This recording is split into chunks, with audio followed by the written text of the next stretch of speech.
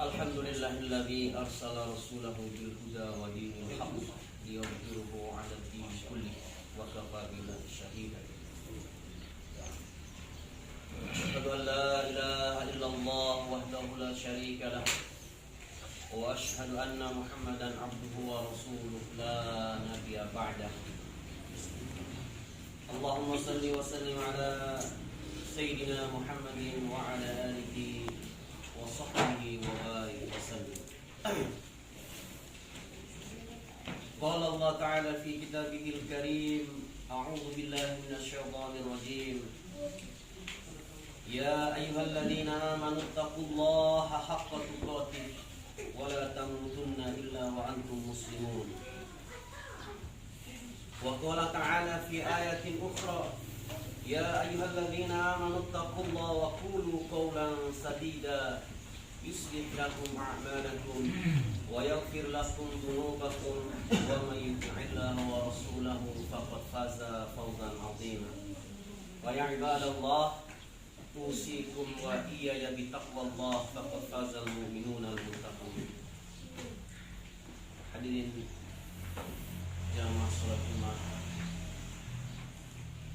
yang dirahmati oleh Allah Subhanahu wa taala. Lagi dan lagi kita bersyukur kepada Allah Subhanahu wa taala atas nikmat taufik hidayah yang diberikan kepada kita, sehingga kita pada siang hari ini dapat berkumpul di majlis mingguan dalam rangka melaksanakan sholat Jumat. Salat dan salam mudah-mudahan tetap tercurahkan kepada junjungan kita besar Muhammad SAW, pada keluarga, sahabat dan pengikutnya yang setia, dan mudah-mudahan kita mendapatkan syafaat dari kiamat nanti. Amin amin ya rabbal alamin. Hadirin sidang Jumat, topik khutbah kita kali ini adalah membahas tentang keutamaan memakmurkan rumah-rumah Allah Subhanahu wa taala. Di antara kemuliaan masjid, Allah menamakannya dengan Baitullah, yang maknanya adalah rumah Allah. Dan bentuk penyadaran rumah kepada Allah adalah bentuk tasyrif atau pemuliaan. Allah Subhanahu wa taala berfirman, fi buyuti adinallahu an tarfa'u wa yadhkuru fiha ismuhu wa yusabbihu lahu fiha bil 'udhu wal asal. Di rumah-rumah atau di masjid yang Allah izinkan untuk dimuliakan dan disebut di dalamnya namanya, dan dianjurkan di dalam masjid untuk bertasbih kepadanya setiap pagi dan petang. Quran surah An-Nur ayat 36. Kaum muslimin yang dirahmati oleh Allah Subhanahu wa taala, ayat di atas dapat menjadi motivator bagi kaum muslimin untuk memakmurkan dan mendatangi masjid dalam rangka untuk beribadah kepada Allah Subhanahu wa taala. Dan di antara ibadah yang sangat dianjurkan untuk dilaksanakan di masjid adalah salat secara berjamaah di masjid. Abdullah bin Mas'ud radhiyallahu anhu mengatakan, man syaraha an yalqallahu wadan musliman falyuhafidhu ala haula'i salawatul khams haitsu yuqadu bihin. Barang siapa yang ingin bergembira dan untuk berjumpa dengan Allah dalam keadaan muslim pada hari kiamat kelak, maka hendaknya ia melaksanakan sholat 5 waktu di tempat azan dikumandangkan, yaitu di masjid. Hadis Ibnu Majah nomor 77. Hadirin, sholat berjamaah merupakan ibadah yang sangat dianjurkan dalam Islam. Bahkan Allah tetap memerintahkan sholat berjamaah kendati dalam keadaan perang, sebagaimana yang tertuang dalam firman Allah, wa idza kunta fihim fa aqamta lahumus salatu faltaqum ta'ifatun minhum ma'aka wal ya'khudhu aslihatahum. Dan jika engkau wahai Muhammad bersama mereka dalam perang dan engkau hendak sholat bersama mereka, maka hendaklah salah satu kelompok di antara mereka sholat bersamamu dan hendaklah membawa senjata mereka. Quran surah An-Nisa. Ayat di atas merupakan dalil bagi syariatkannya sholat khauf, yaitu sholat berjamaah ketika keadaan tidak aman dan genting, seperti terjadi perang dan lain-lain. Jika dalam keadaan berperang dan genting, kaum muslimin dianjurkan untuk tetap melaksanakan sholat secara berjamaah, maka dalam keadaan aman dan stabil tentu lebih dianjurkan lagi. Oleh karenanya, sebagian ulama berpendapat bahwa sholat berjamaah hukumnya adalah wajib. Hal ini dikuatkan juga dengan terbitnya ancaman dari Nabi Muhammad SAW, sebagaimana tertuang dalam sabdanya, "Walladzi nafsi biyadihi laqad hammat an amaru bihadabin fayahtabu thumma amru bis-salati fayu'adzana lahum thumma amara rajulan fayu'ammad nasu thumma akhalifa ila rijalika fa ukhruqa alaihim bidunutahum buyutahum." Demi Allah yang jiwaku berada di tangannya, aku telah bertekad menyuruh orang untuk mengumpulkan kayu bakar lalu dibakar, kemudian memerintahkan untuk sholat dengan mengumandangkan azan untuknya. Kemudian aku menyuruh seseorang untuk menjadi imam. Kemudian aku berkeliling untuk memeriksa laki-laki yang tidak ikut sholat berjamaah, lalu aku bakar rumah mereka. Hadis riwayat Bukhari dan Muslim. Kaum muslimin, sholat Jumat yang dimuliakan oleh Allah Subhanahu wa Ta'ala, sesungguhnya memakmurkan masjid adalah ibadah yang sangat agung di sisi Allah Subhanahu wa Ta'ala. Buktinya adalah banyaknya keutamaan dan pahala yang disiapkan bagi orang yang memakmurkan rumah Allah dengan melaksanakan sholat berjamaah di dalamnya. Di antaranya adalah yang pertama, memakmurkan masjid merupakan salah satu tanda kesempurnaan iman seorang hamba. Allah berfirman, "Innama ya'muru masajidallah man amana billahi wal yawmil akhir wa aqamus salata wa ataz zakata wa lam yakhsha illa Allah fa'asa ulaika ayyakunu minal muhtadin." Sesungguhnya yang memakmurkan masjid-masjid Allah hanyalah orang-orang yang beriman kepada Allah dan hari akhir, dan mendirikan sholat, menunaikan zakat, serta tidak takut kecuali kepada Allah.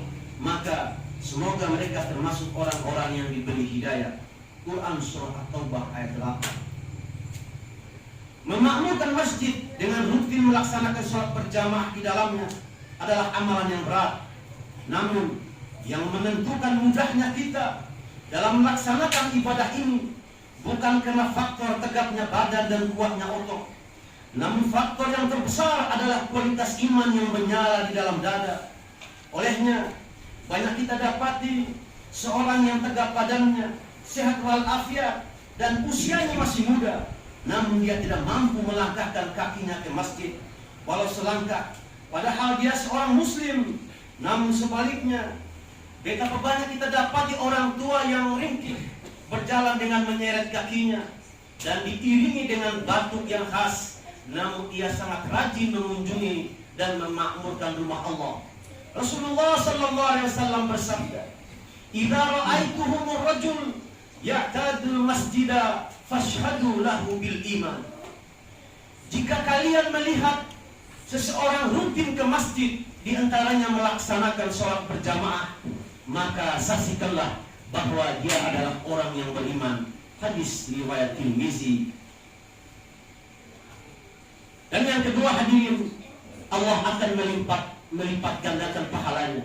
Sebagaimana sabda Rasulullah sallallahu alaihi wasallam, "Sholatul jamaati afdal min sholatil ghadi bi 27 darajah."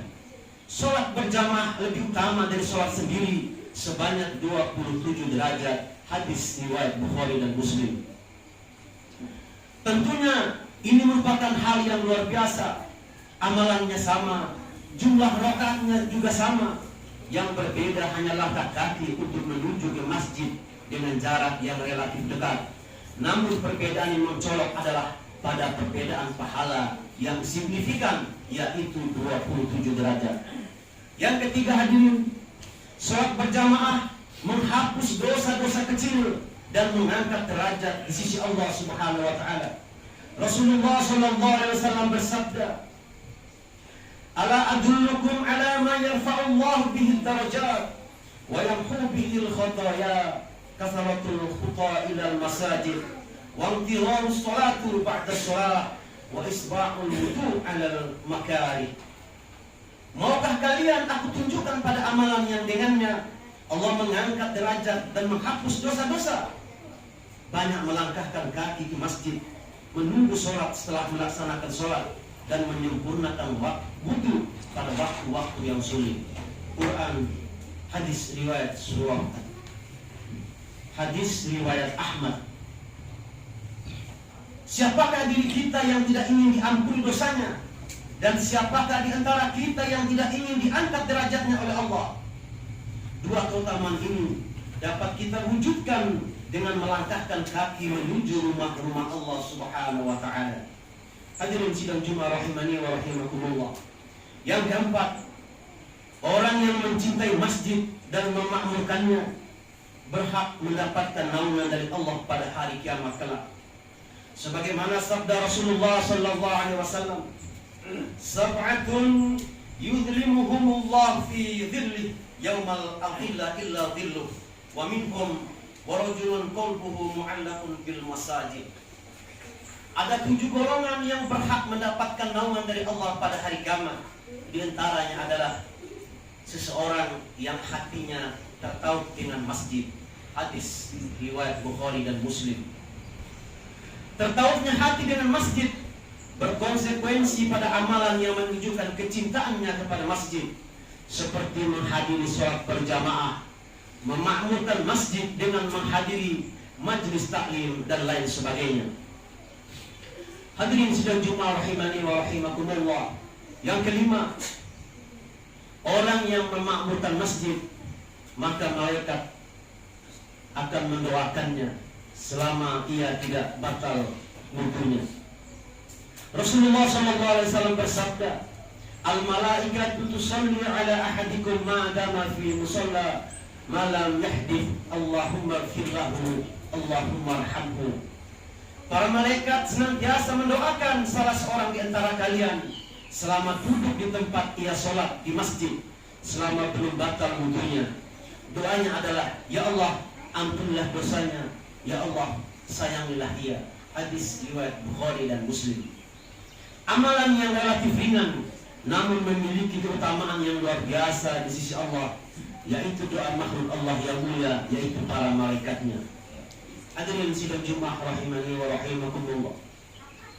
Sebelum mengakhiri khutbah, ada sebuah cerita dari seorang ulama yang selama 40 tahun tidak pernah ketinggalan takbiratul ihram di Masjid Nabawi. Bahkan tidak pernah dirinya mendengar suara azan dari luar masjid, tetapi dari dalam masjid. Ini membuktikan bahwa beliau selalu ada di dalam masjid sebelum azan berkumandang.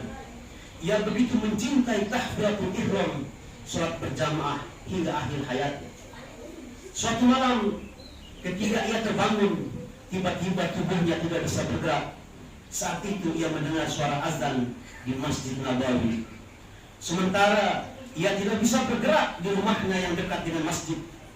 Ia berusaha bergerak dan bangkit, tetapi jatuh lagi. Demikian ia lakukan berulang kali, tetapi tetap jatuh lagi. Ia kemudian meminta bantuan anaknya untuk membawanya ke masjid. Anaknya berkata, "Ayahku, dalam kondisi seperti ini sudah menjadi uzur, sudah menjadi alasan, sholatlah di rumah saja."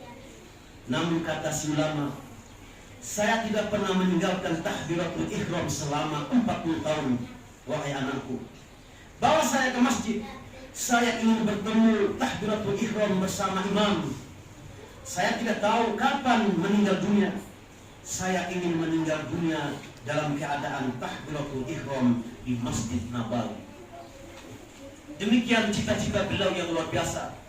Bahkan hanya ingin mendapatkan husnul khotimah yang biasa, tetapi ingin mendapatkan husnul khotimah saat ia sholat di Masjid Nabawi.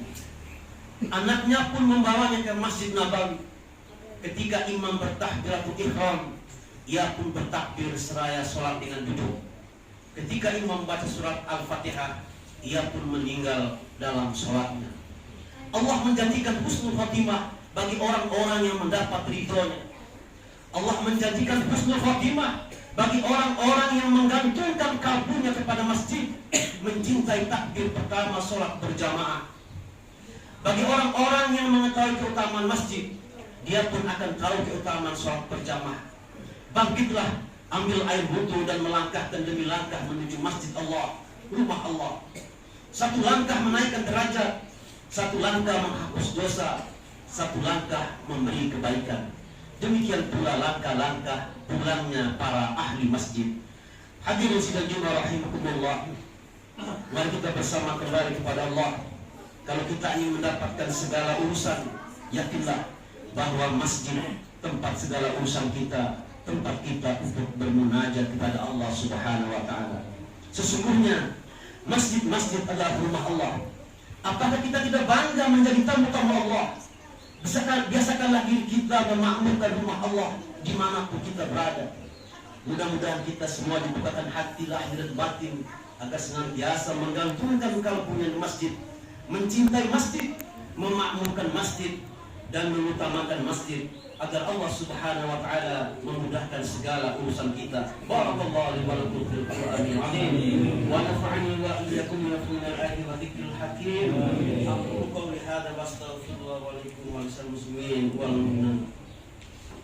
Allahumma shalli 'ala Alhamdulillah wassalatu wassalamu ala Rasulillah wa la haula wa la quwwata illa billah. Asyhadu an la ilaha illallah wahdahu la syarika lah wa asyhadu anna Muhammadan 'abduhu wa rasuluhu la nabiyya ba'dah. Allahumma shalli wa sallim ala sayyidina Muhammadin wa ala alihi wa sahbihi wa barik wa sallim. Qala Allah ta'ala fi kitabihil karim, a'udzu billahi minasy syaithanir rajim. Ya ayyuhalladzina amanu taqullaha wal tanzur nafsun ma qaddamat lighad wattaqullaha innallaha khabirum bima ta'malun. Wa qala ta'ala fi ayatin ukhra, innallaha malaikatahu yusholluna 'alan nabi ya ayyuhalladzina amanu shallu 'alaihi wa sallimu taslima. Allahumma shalli 'ala Muhammad wa 'ala ali Muhammad kama shallaita 'ala Ibrahim wa 'ala ali Ibrahim wa barik 'ala Muhammad wa 'ala ali Muhammad kama barakta 'ala Ibrahim wa 'ala ali Ibrahim fil 'alamin innaka Hamidum Majid. Allahumma ighfir lil muslimin wal muslimat wal mu'minin wal mu'minat al-ahya'i minhum wa birahmatika ya arhamar rahimin. Rabbana la tuzigh qulubana ba'da idh hadaytana wa hab lana min ladunka rahmatan innaka antal wahhab. Rabbana afrigh 'alaina sabran wa thabbit aqdamana wansurna 'alal qawmil kafirin. Rabbana atina fid dunya hasanatan wa fil akhirati hasanatan wa qina adzabannar. Subhana rabbika rabbil izzati 'amma yasifun wa salamun 'alal mursalin walhamdulillahi rabbil alamin. Ibadallah, inna Allah ya'muru bil 'adli wal ihsani wa ita'i dzil qurba wa yanha 'anil fahsya'i wal munkari wal baghi ya'idukum la'allakum tadhakkarun. Fadhkurullaha 'azima yadhkurkum was'aluhu min fadlihi yu'tikum wa la dhikrullahi akbar. Aqimis shalah.